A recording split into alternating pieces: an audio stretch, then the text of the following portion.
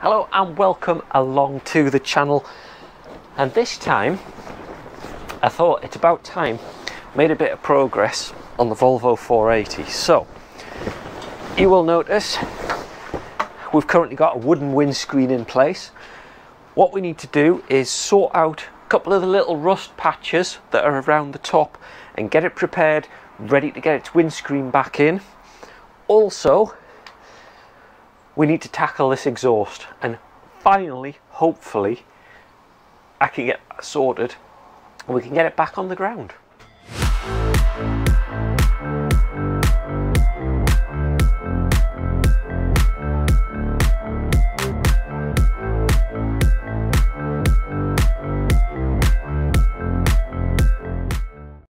Now, before we go further into it, I've got these, which are for the exhaust. And I'm hoping that they're going to help seal between the downpipe and the catalytic converter, and that's going to seal the exhaust and stop the leak, because that's where we've got the leak now. So I'm going to give that a go and see how we get on. But let's take you in first for the windscreen and I'll show you what we're looking at.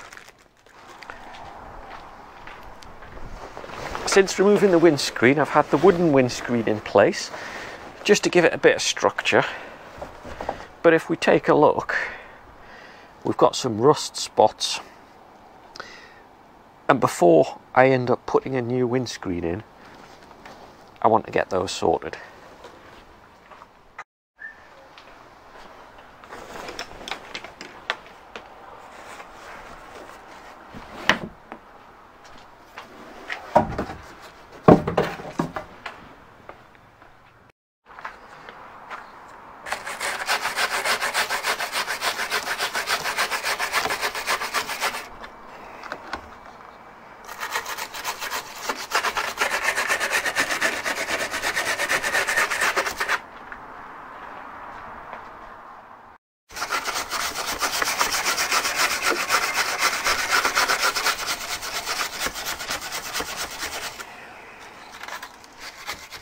I've got most of it kind of sanded down. I think enough. I'm not going to go crazy on it because, let's face it, the rest of the car's not in perfect condition.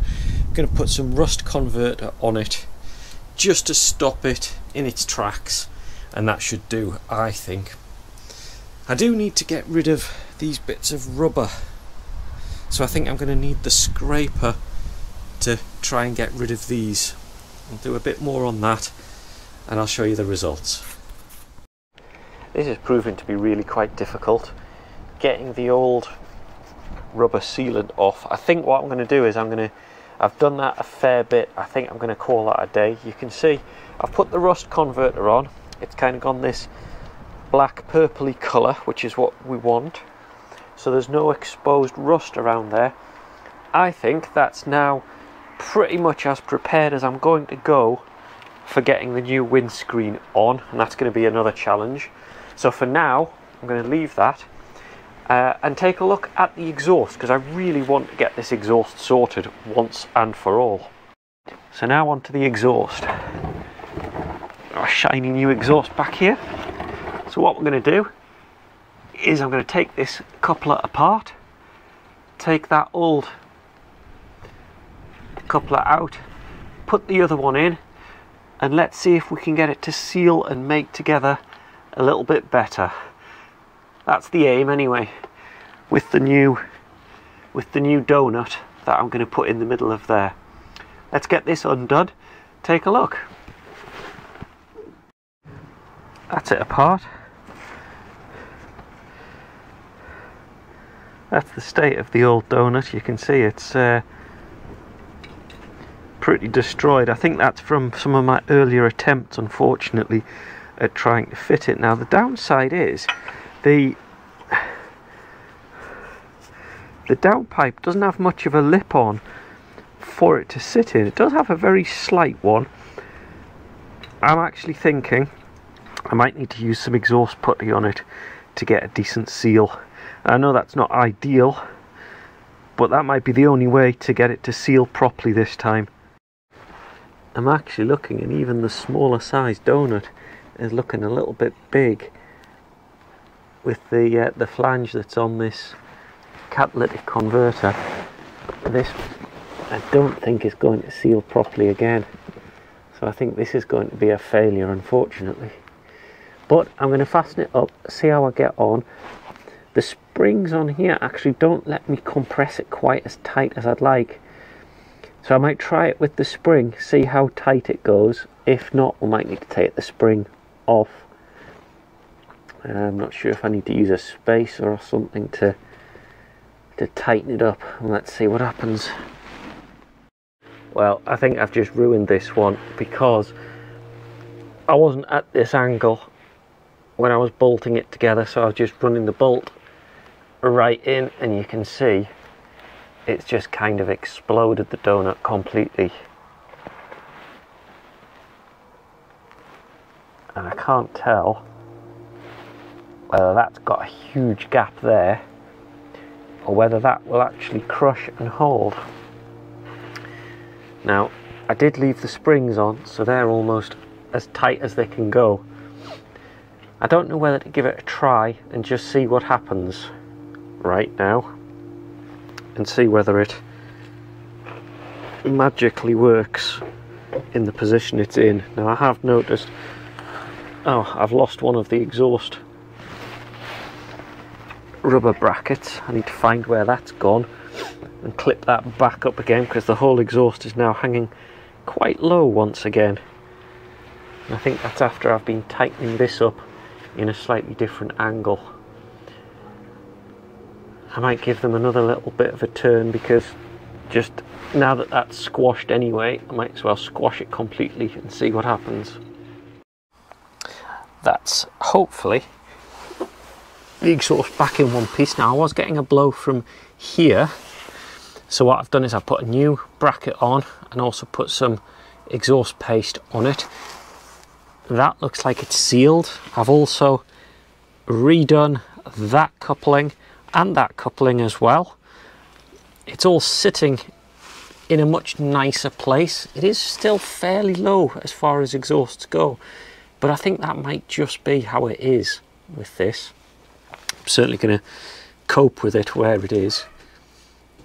Now I think what I need to do is start it up, get some of this paste setting, and we'll see if it seals it all up. I'm hoping this time I've finally got the exhaust done, so let's get the battery in and get that tried.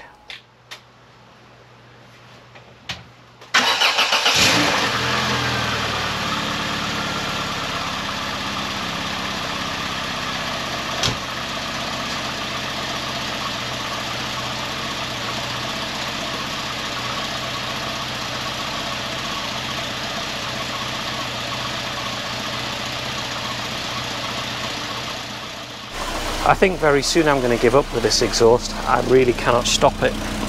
It's blowing everywhere now. So what I think's happened is the donut has now become damaged because I've moved things around. You can actually see water spitting out of there. There's actually water spitting out of that one as well, so that's leaking. That one there as well. Oh, and actually that one as well. So I think what that means is that every single joint that I've got is leaking, and I'm not really sure what to do next now.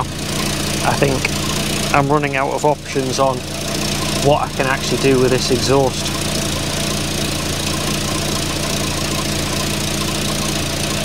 I didn't think this was going to be quite as difficult to do. And so once again, I think I've been outwitted by the exhaust system on this car. A little bit, I think, in my own doing, in where I've cut the exhaust up to try to make enough bits work and get the right fittings. I think in doing so I've caused myself too much of a headache to try and make it all fit and all seal back up again. Whether the solution is to buy another rear exhaust, which I really don't want to do, that might be what I have to do, or I might actually wait and see about when I book this for its MOT at my local MOT place, see if he'll do an exhaust, or he can order an exhaust in and then at least it's down to him to solve, because it's proving really problematic sorting this exhaust out, as you know from the number of videos. Do bear with me, we will get there eventually with this poor Volvo. One good side is, now that I've swapped the batteries over on the Duke back there, this has now got a working battery and it starts spot on, which is good news. So the engine is still running really nicely. So I think that's all that I'm going to do in this video for now, so I'll see you next time.